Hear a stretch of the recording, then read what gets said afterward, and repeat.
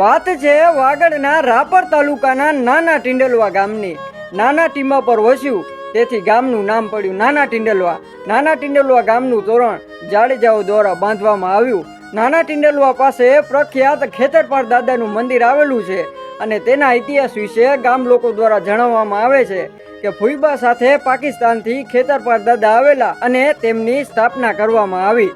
ત્યારથી આજ સુધી ગામમાં ક્યારેય ચોરી નથી થઈ અને કોઈ ચોર ચોરી કરી શક્યો નથી એવી ખેતરપાળ દાદાની કૃપા છે. અને ફુઈબાનું જીવન ચમત્કારિક દેવી સ્વરૂપે હતું. તેમની પાસે એક નવલખો હાર હતો જેના વડે તેઓ ભમરો બની અને પાકિસ્તાનના ધના ગામે રાસ રમવા જતા. અને એક વખત તેઓ ગામના તળાવમાં ધૂકાણું લઈ અને નીકળેલા અને તેઓ પાકિસ્તાનના સુરાતન ગામમાં નીકળ્યા.